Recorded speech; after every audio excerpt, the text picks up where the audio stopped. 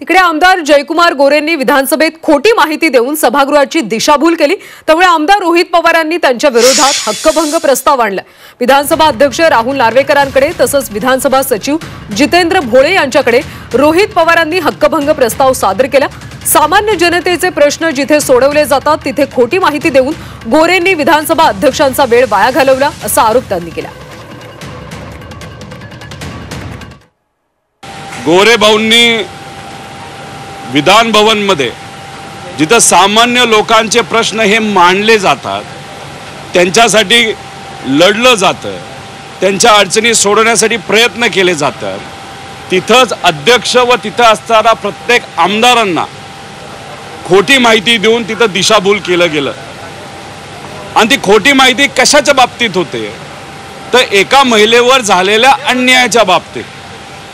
आम्ही कशासाठी लढतोय की एका महिलेला न्याय देण्यासाठी, आणि ते अधिवेशनामध्ये अध्यक्षांची आणि हाऊसची दिशाभूल कशासाठी करत आहेत, स्वतःला वाचवण्यासाठी। त्यामुळे हा हक्कभंग जो आणलेला आहे तो अधिवेशनामध्ये खोटी माहिती देण्यासाठी।